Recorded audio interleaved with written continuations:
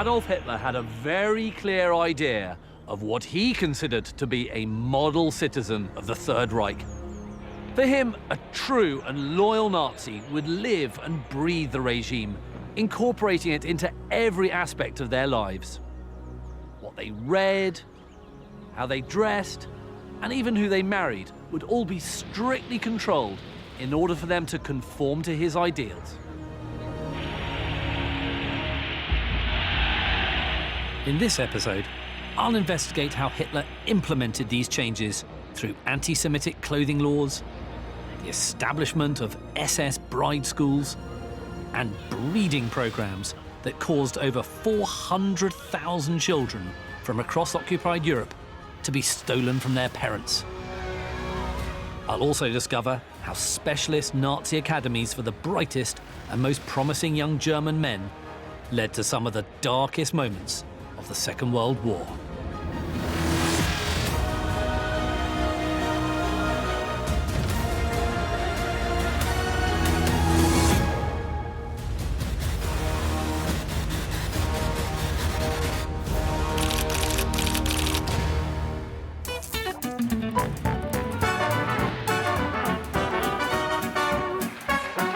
Before Hitler came to power, culture and the arts were flourishing in Germany. Berlin, in particular, had a reputation as a busy hub of music and entertainment. The bars, nightclubs and theatres were full of people expressing their individuality, and one of the ways they did that was through the clothes they wore.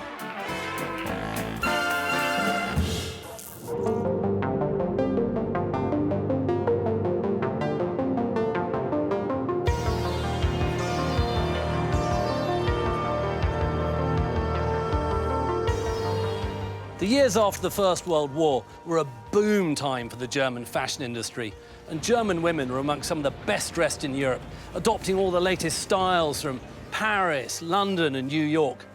But there was one man who didn't like that one little bit, and that was Adolf Hitler. And when he came to power, he was determined to standardize the German fashion industry. Shortly after coming to power in 1933, the Nazis set about boycotting Jewish businesses in Germany. And one of the areas singled out was the clothing and fashion sector. I've come to the Textile and Industry Museum in Augsburg to meet with Claudia Gottfried, curator of a fascinating new exhibition that recently opened here. It looks like we've got some clothes that look pretty conservative. Where are they from or who are they made by? These are clothes of the ADEFA. It was a Nazi organization. They wanted to create an only German fashion industry without any Jewish influence. The working group of German Aryan manufacturers, more commonly known by its German language acronym ADEFA, was established by Nazi Party members with financial interests in the fashion industry. They wanted to try to make a new fashion style and not French fashion. Right. And they didn't get it. And there's no Jewish influence, not in no part of the production. Hitler, he had very strong views on what women should wear.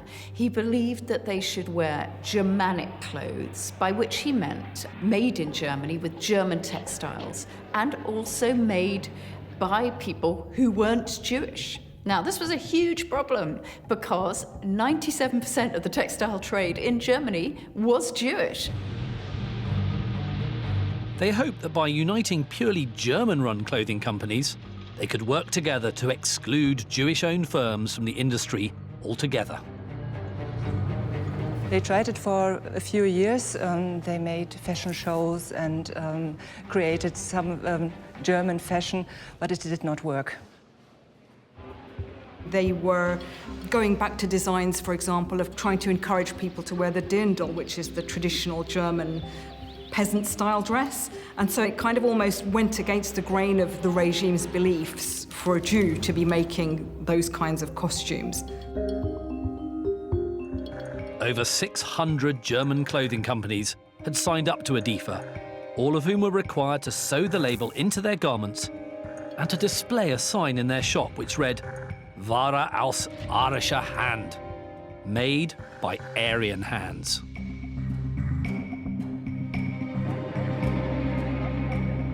But boycotting Jewish businesses was only part of the reason for controlling how people dressed. At first, they were not interested only to create a new German fashion. That was not the main interest. Rather, they were economic interests. The Nazis wanted to stop citizens of the Third Reich relying on expensive foreign imports, such as cotton, silk, and lace. This was just a small part of Hitler's bigger plan to make Germany self-sufficient in preparation for war. They introduced a comprehensive system of regulations to control the textile consumption. The main point was to replace the natural fibers by artificial fiber. The Nazis had a lot of problems with textile. Textile were rare, expensive, and most of the raw materials had to be imported. And that cost a lot of foreign currencies. And they needed the foreign currencies for the armor.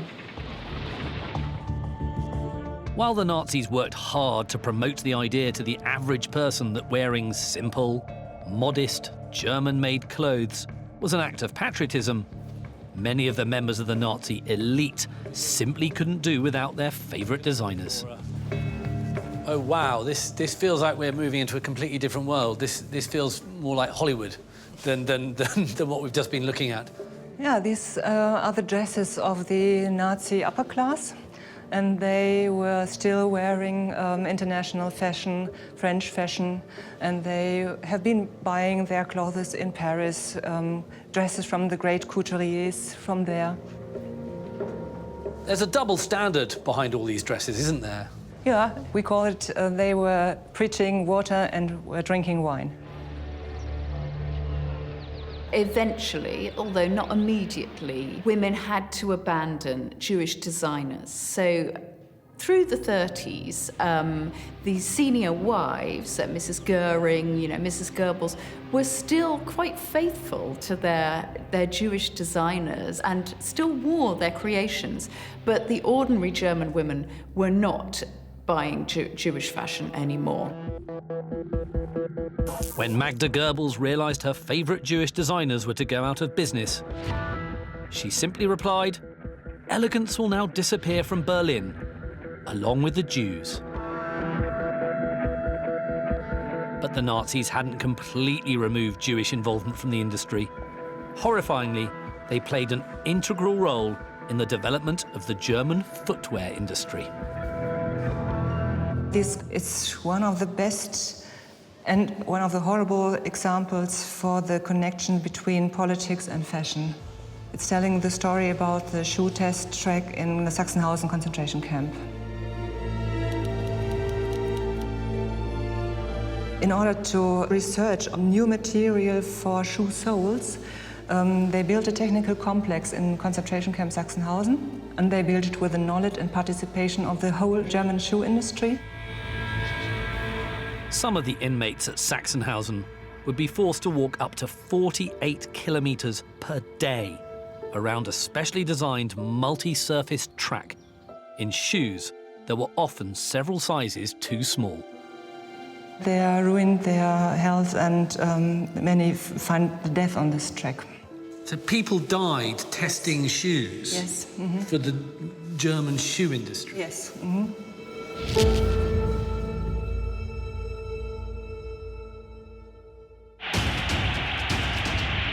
The Nazis had been brought to power on Hitler's promise to tackle unemployment and stabilise the country and its economy. He had promised men they'd feel proud again, told young people that they were an asset to their country, and told women that they had a vital role to play in the development of the Third Reich. Before Hitler came to power, the Nazi Party didn't receive that much acclaim or attention from women. But once the Depression really hit Germany very hard, and they were very much concerned about trying to get food on the table, and Hitler was promising jobs and economic recovery, then the number of women voting for Hitler increased. They found him interesting, eccentric, a little bit odd, and he kind of added this frisson of excitement. The charisma that he showed really attracted a lot of people to him. It's phenomenal how popular Hitler was amongst women. He had more fan mail from women than the Beatles and Mick Jagger rolled into one. He was absolutely inundated with gifts. Women would send him baby booties and cakes and, lots and lots of love letters and let me bear your child for you, mein Führer. And his popularity was more amongst women than amongst men. And of course, they used this.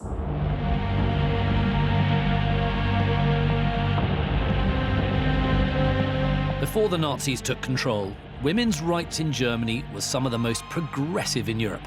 But Hitler had a very clear idea of the role he wanted women to perform. This was, first and foremost, to be the loyal wife of a Nazi husband and the mother of as many pure-blood German children as possible. The drive to increase the number of Aryan children had profound effects on the role of women. Hitler himself said that, for a woman, her world is her husband, her family, her children, and her home. And so, in 1936, Heinrich Himmler issued a decree that said that the wives of SS men should be trained to adhere to strict Nazi standards. On Himmler's orders, the first Reich Bride School was established in 1937. There, women were moulded into model Nazi wives, taught the importance of race and genetics, and above all, to pledge allegiance to Adolf Hitler. It was a residential school. You went for 6 weeks and you stayed there, and at the end of it you had to take a certificate. You had to learn all sorts of things like cooking and childcare and how to obey a man properly.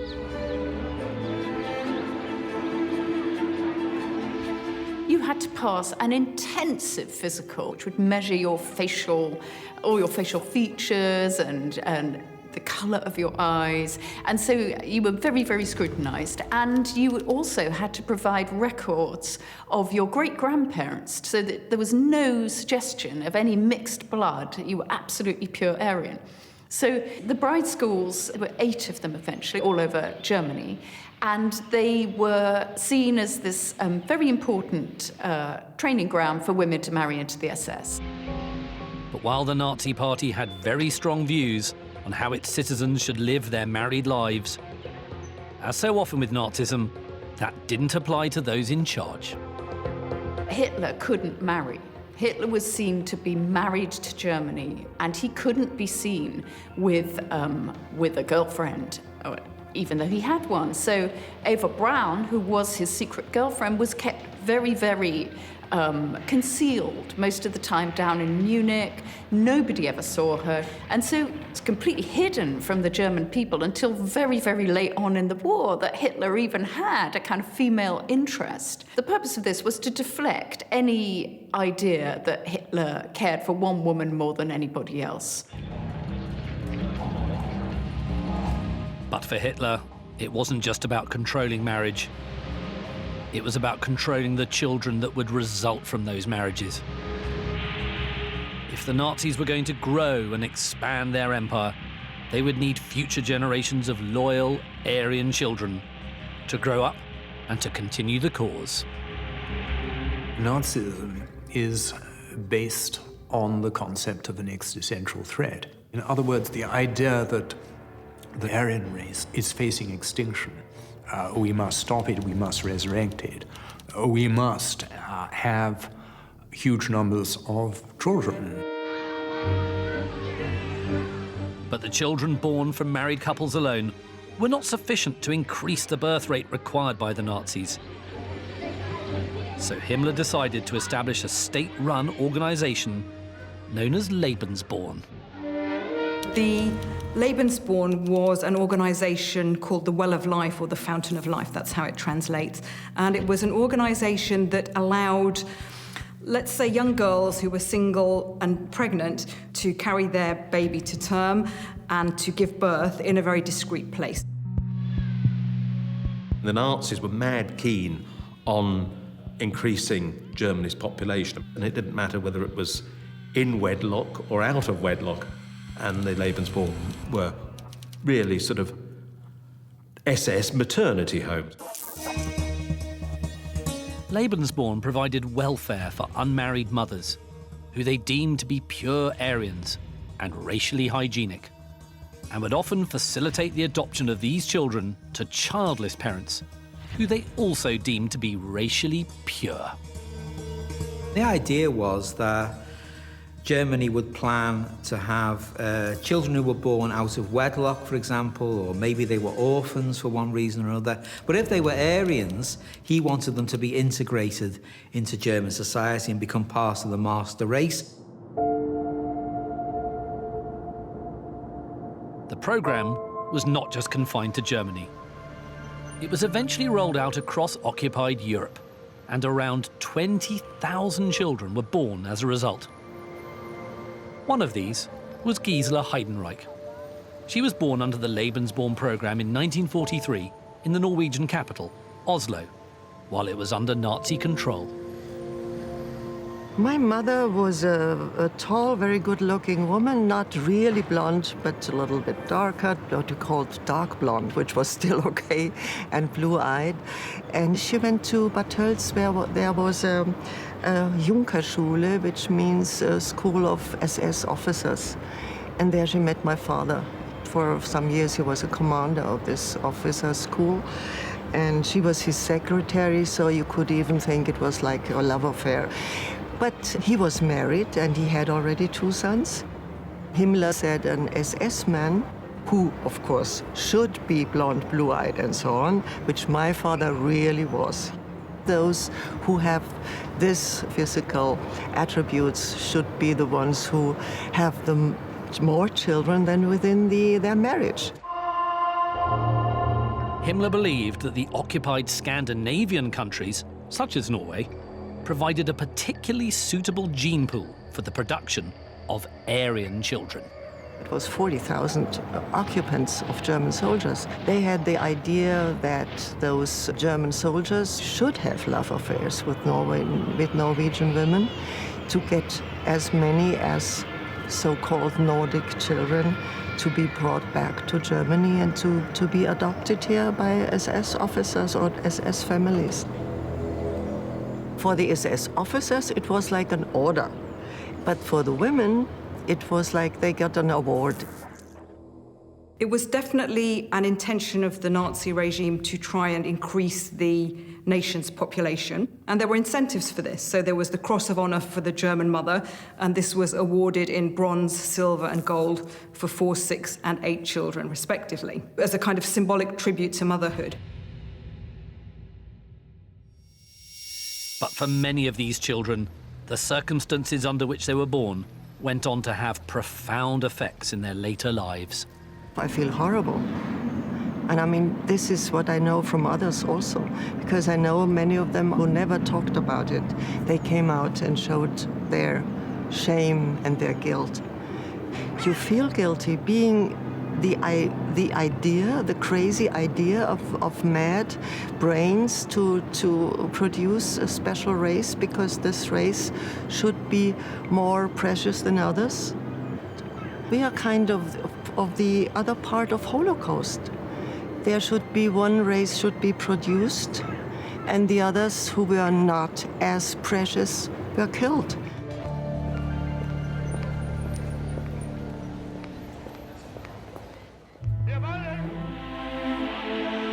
Some of the darkest moments in Germany's history were caused by Hitler's quest for racial purity, simply because he chose to believe that all true Germanic Aryans should have blonde hair and blue eyes.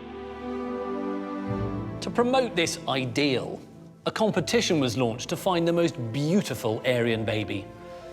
And here is the winner, selected by Joseph Goebbels himself, 6-month-old Hesse Taft. Her image went on to adorn propaganda campaigns all over the Reich.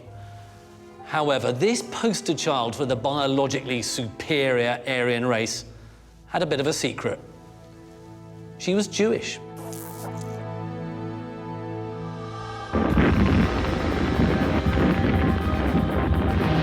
The Nazis had realized that their plans to conquer Europe, and possibly even the world, was going to take generations to achieve. So while the production of Aryan children was of paramount importance, so too was their education.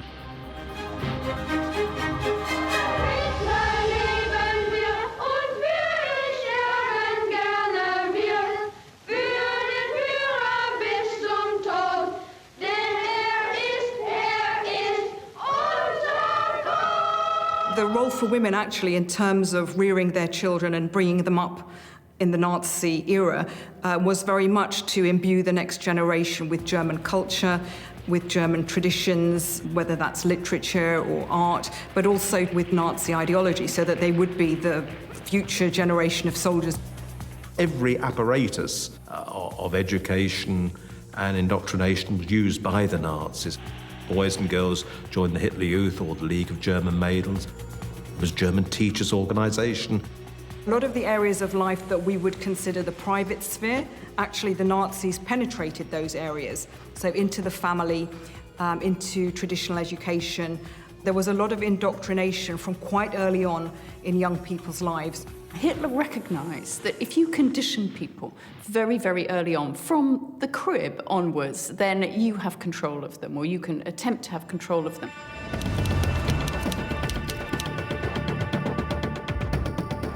Education in the Third Reich served to promote Nazism and National Socialist views. Teachers spoke of the superiority of the Aryan and Nordic races, while denouncing Jews and Slavs as parasitic and racially unclean. If you look at the school books of children of that era, you would have maths problems. It costs 500 marks to keep a disabled child in an institution for a year. How many poor families could be fed with that money? There's always this slant. Mothers were also encouraged to continue their children's education at home. The bride schools that women who were marrying into the SS had to attend, one of the things that they learned was how to teach prayers to your children, and you would pray not to Our Father, but to Our Führer. How to adopt fairy stories so that they had the correct National Socialist spin. If you were telling a child Cinderella, the handsome prince would be a stormtrooper, and the ugly sisters would be ugly not because they didn't look good, but because they were Slavs. Of course, it's how totalitarian societies work. You make sure that you keep people absolutely fixed at every moment of the day on your message, and that is what the Nazis were very successful at doing. For the Nazi regime to control every aspect of people's lives, from what they wore to who they married and how they even raised their children, they needed a way to enforce these policies. Citizens of the Third Reich lived in constant fear of the Gestapo. This was, of course, the secret state police, the job of which was to enforce National Socialist ideology and to crush ruthlessly any opposition to the regime. There were various branches of the German police, but before the Nazis there was no such thing as the Gestapo. This was an entirely new concept in Germany, that there would be a division of the police which would keep tabs on political dissent and political conformity among the general population. Anyone suspected of acting against Nazi doctrine could be arrested and held indefinitely, without trial, while they were interrogated. The Gestapo headquarters in Cologne is just one of many locations where such interrogations took place.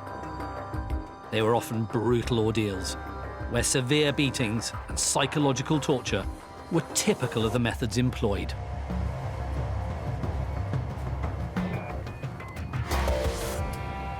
There are two things that really strike you when you're walking in a place like this. Not only are these Gestapo cells, but what you also notice is that at the top of them, they're little windows. Now, those windows, you can see people walking past, going about their daily business. And that would be especially chilling for someone incarcerated in here, but also especially chilling for those walking past because they could hear what was going on in here, the tortures, the screams, the shouts, the crying. And the Gestapo didn't care if people heard that. In fact, it added to it. It added to the sense of terror.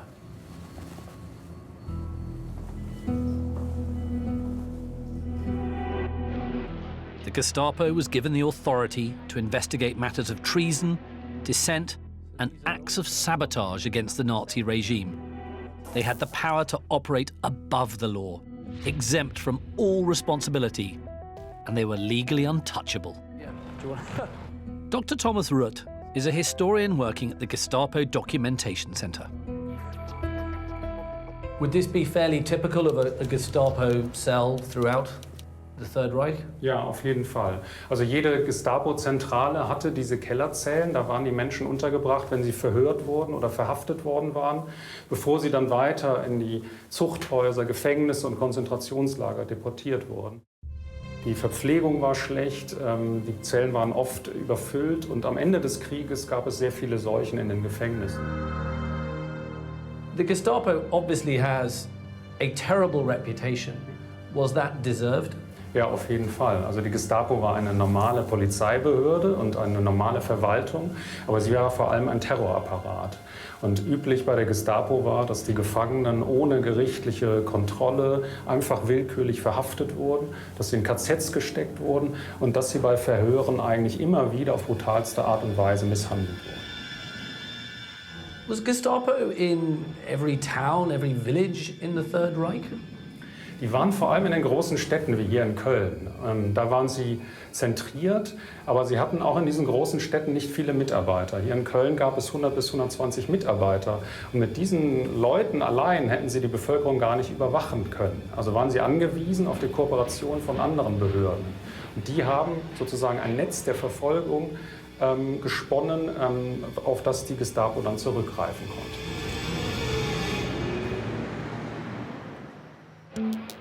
Citizens of Nazi Germany lived in utter fear of what they considered to be an all-seeing and all-knowing Nazi secret police. And it was this fear that the Gestapo came to rely on. The reality was that there were often fewer than 50 Gestapo agents operating in any one town or city across Germany. It was a sneak system. That's how everything was done. It was done by denunciation. If, for example, a woman in a neighboring flat you thought was a bit odd and strange, didn't have a boyfriend, and you told your suspicions to the Gestapo, they'd come and take her away. Anyone who just seemed a bit out of the ordinary was under suspicion. And yes, children could denounce parents, denounce relatives, denounce friends. This is how Nazi Germany operated. That was its organizing principle, denunciation. The Gestapo relied on tip-offs from the local population, which shows that in a way the local population collaborated with them. Also es gibt Bereiche der staatspolizeilichen Verfolgung, die wären ohne Unterstützung aus der Bevölkerung, ohne Unterstützung der Volksgenossen, ohne Denunziation gar nicht möglich gewesen. Also Nachbarn, die ihre Nachbarn anschwärzen, Leute, die auf dem Arbeitsplatz jemanden anderen über die Regierung reden hören und dann zur Gestapo laufen, Ehepartner, die übereinander herziehen. Das war ein ganz wichtiges Informationssystem für die Gestapo, ohne die Gestapo nicht so effektiv gewesen wäre.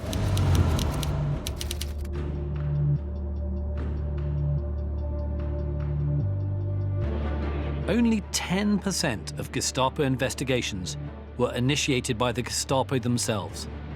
The rest relied on information provided by members of the public. How important was the Gestapo for the Third Reich's hold on power? Ganz zentral. Also ohne den Terror, ohne die Angst, die die Gestapo in der Bevölkerung hervorgerufen hat, aber auch ohne den Verfolgungsdruck, die Brutalität gegenüber dem Widerstand, hätte das Dritte Reich nicht so lange halten können. So had the war continued or gone the way that Hitler wanted it to go, the Gestapo would have got bigger and bigger, yes? Ja, also die Idee war, dass die Gestapo sozusagen als allgemeiner Sicherheitsapparat die gesamte Gesellschaft überwachen sollte und vor allem die Gesellschaft reinigen, säubern sollte von all jenen, die das Dritte Reich nicht haben wollte. Juden, Linke, Christen, Ausländer, alle diese sollten von der Gestapo überwacht oder aus der Gesellschaft ausgesondert werden.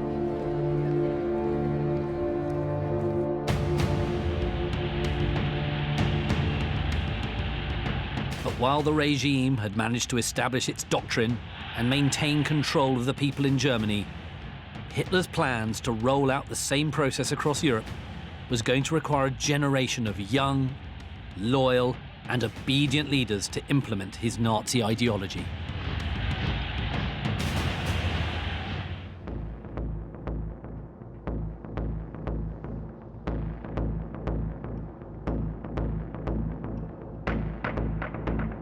I'm here at the Ordensburg Vogelsang in northwest Germany. Now, this was one of 3 fake castles that the Nazis built in order to train their future leaders. One of the most important components of that education was the whole notion of racial superiority. And as we shall see, it's that indoctrination that will end up having a devastating effect in the years to come.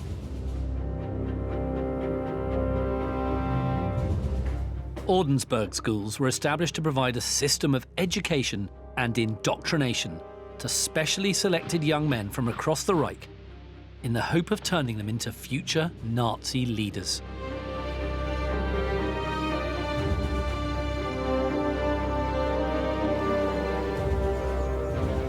I've been joined by historian Stefan Wunsch, who's kindly offered to tell me more about the people who came here.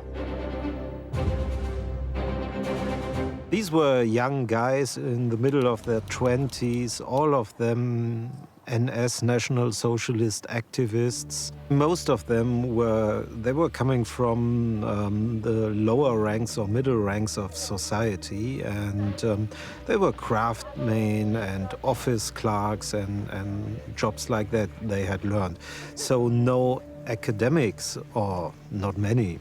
So what qualified them to come here? They were chosen. That's part of the construction of an elite. They were trained to feel them superior to others. That's part of the attraction, being part of the superior master race. And they believed we will share in the power of the National Socialist regime.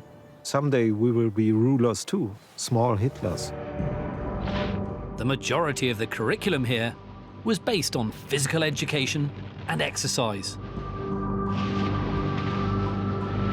But much emphasis was also put on the teaching of geopolitics and the Nazi ideals of race and superiority.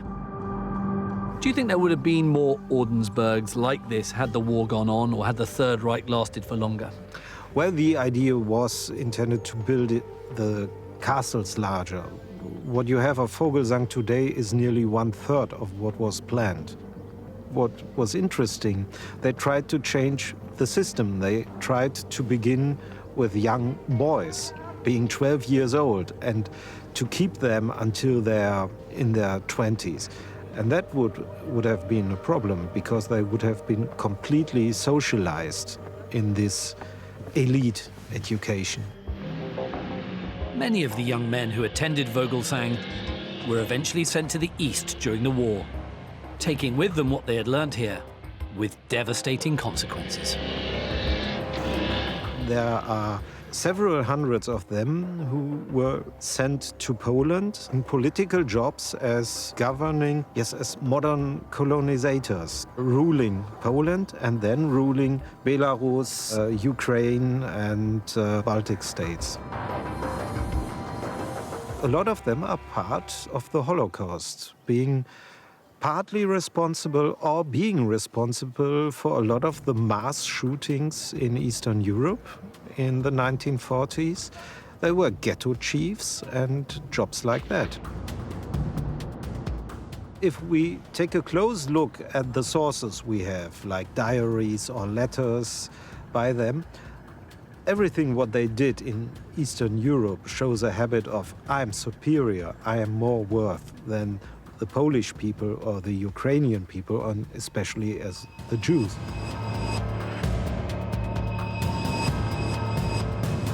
Although the war would put an end to the Ordensburg program, in many ways it was remarkably successful.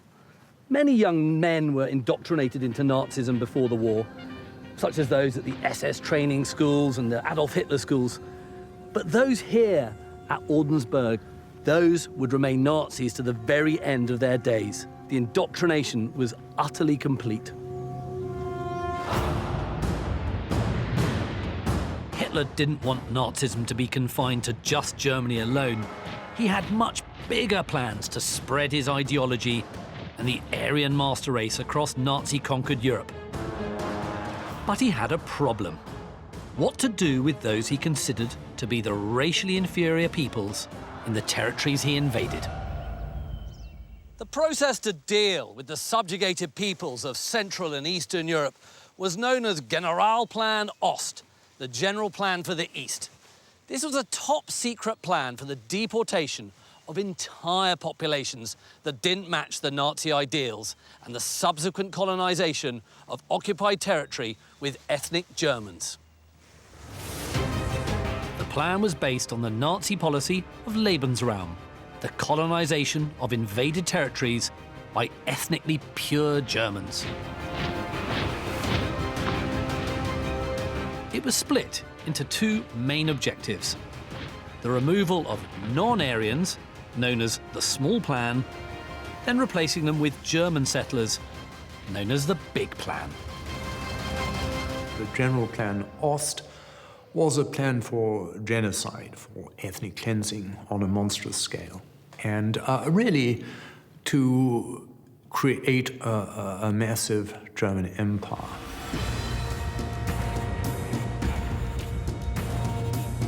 The Nazis' racial views were a key deciding factor on who would be allowed to stay in the newly Germanized territories and who would have to go. Hitler had this idea that it wasn't just the Jews who were a problem to be eradicated, but there were all kinds of what he called Untermenschen, especially what he called Slavic people. He said that there could be 30 million of these subhumans. We've got to deal with that, and we'll deal with that through eradication of them.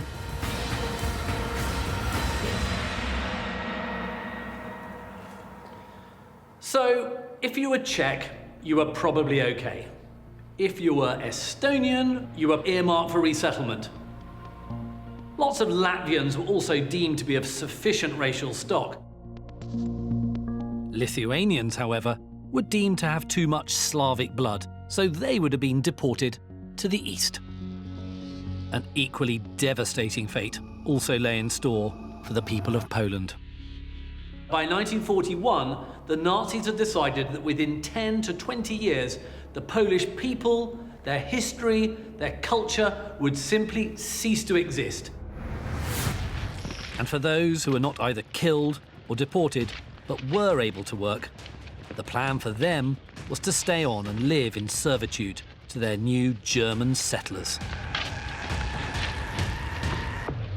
His intention was to let the surviving Slavs inhabiting those lands be a race of slaves, be a race of helots, if you like, under the supervision of German settlers, German colonizers who would have the whip hand.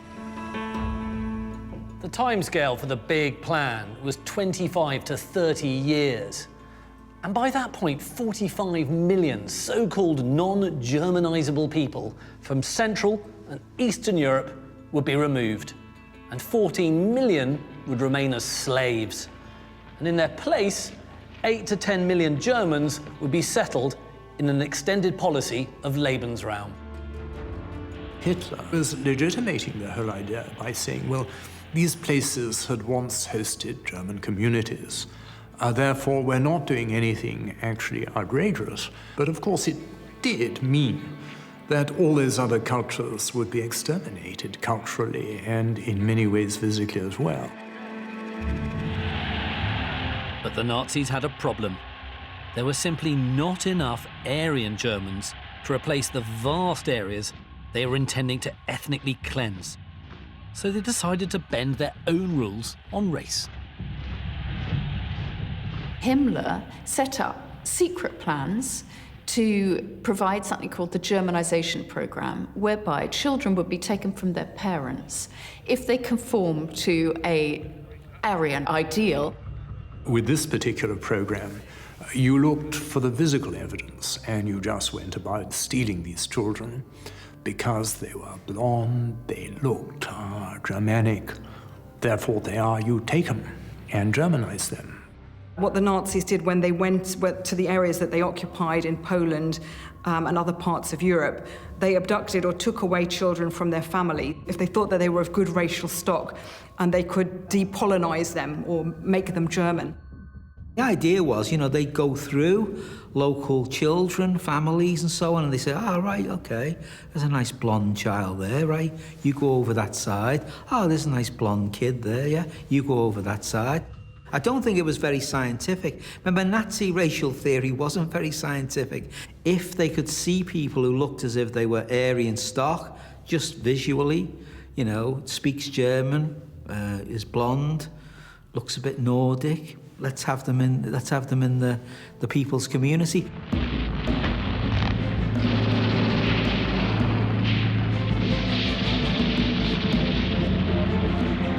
Although the Nazis wanted to eradicate the Polish nation because of its so-called racial inferiority, they were perfectly happy to steal their children, bring them up in Germany, and proudly call them Aryans. They regarded the Poles as subhuman and inferior and all of those kinds of things. If they took these children away, they could somehow save them and create racially valuable Germans now for the future. They would be put in institutions and taught to speak German and to forget their Polish heritage and to forget their Polish name, and they would eventually be adopted by SS families. Children were taken from all the occupied territories. They were ripped from their families and sent to Germany to be turned into the next generation of Nazis. 400,000 plus children were brought into the Reich. If they failed the tests, if they were assessed and considered inadequately Aryan, they were sent to camps. So it was a terrible ordeal all round. Many of the parents were never to see their children again, and they lived out their lives never knowing the fates of their sons and daughters.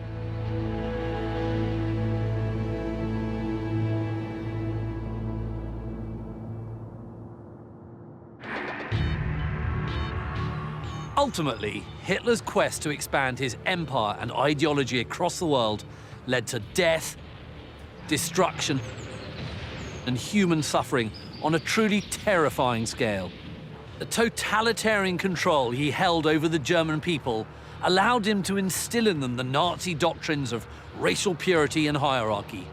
These ideas would ultimately form the basis for one of the darkest periods in the history of the world.